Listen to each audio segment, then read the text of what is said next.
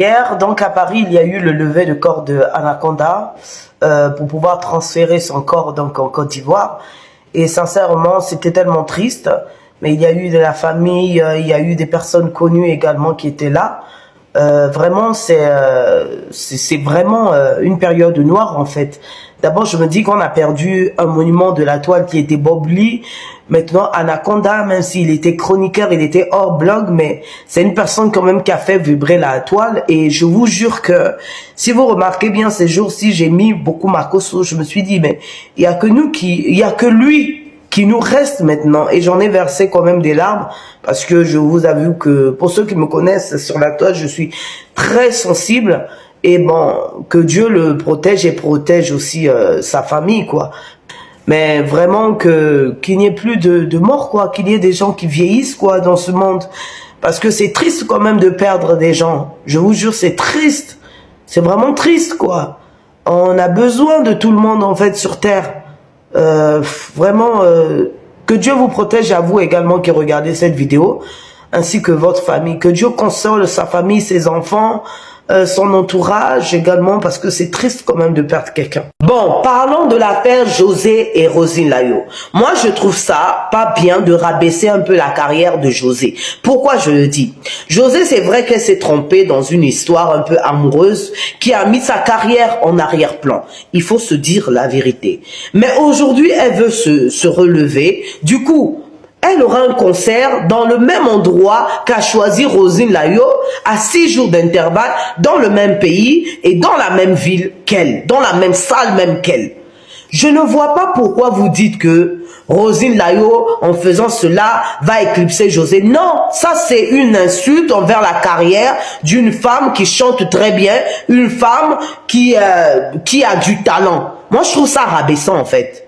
C'est comme si vous mettez Roselyne Layo plus haut que José, quoi. Donc, que José n'est absolument rien si Roselyne Layo chante avec, au même moment qu'elle. C'est insultant et c'est rabaissant. Et je trouve que c'est pas bien. Et parlant de Roselyne Layo, elle ne doit absolument rien à José. Ce ne sont pas des parents, ce ne sont pas des amis. Et le business n'a pas besoin de famille aussi. À un moment donné, arrêtez-moi ça. Elle a bien choisi la date, c'est une stratégie marketing. Laissez les deux femmes en paix. Cette photo fait office de décoration, c'est pas de je parle, je dis. Pourquoi vous jugez la tante d'Awa et son fils? Vous savez ce que ça fait d'élever son enfant tout seul. Vous n'en savez rien du tout. Et je crois que ces personnes qui sont là dans le jugement, ce sont ceux-là qui n'ont jamais vécu cette situation où vous avez un père irresponsable qui n'ose même pas envoyer même le dieu à son propre enfant, qui n'ose pas contacter son enfant. Il y a d'autres aussi, ça va quand même, hein. Ils se rappellent qu'ils ont un enfant une fois par année, c'est là où ils envoient Dieu à leur gosse.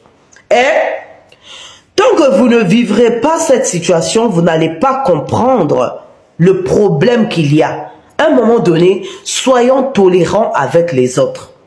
Tant qu'on ne vit pas la situation des autres, on ne se doit pas de juger les autres. Ça, vous devez le reconnaître. Vous ne connaissez pas cette douleur-là d'être mère seule et débrouillarde. Au lieu de lui jeter la première pierre, s'il vous plaît, félicitez-la. Hein?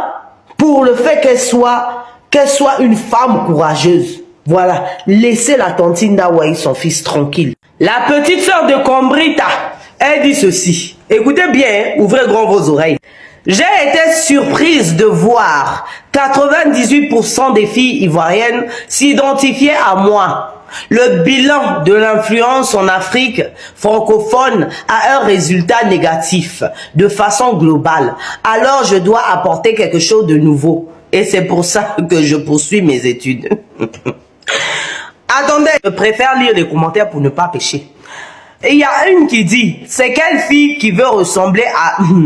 Aïe, faut pas faire des choses comme ça. Quoi? C'est quel esprit?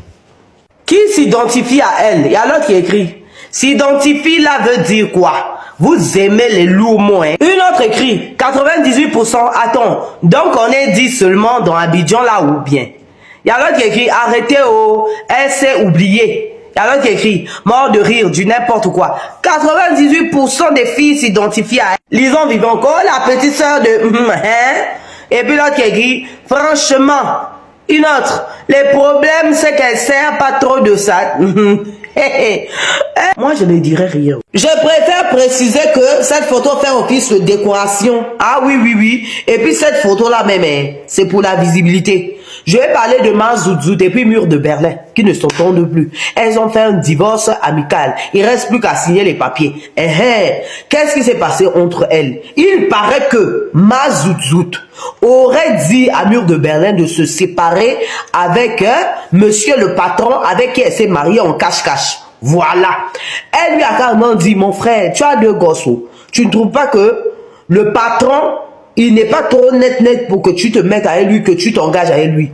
Maintenant, Mur de Berlin s'est énervé. Oh non, tu n'es pas ma camarade. Comment tu veux venir gâcher mes plans? Un gars qui me paye les voyages, un gars qui est présent pour moi, où je peux frimer même sur Instagram quand je me trouve aux Seychelles, en France, aux États-Unis. Toi, tu veux gâter mon plan, pourquoi? Voilà pourquoi elle a fait un mariage cache-cache. Et puis, Ma Zout n'était pas présente. Donc, voilà la vraie raison de leur séparation, il paraît.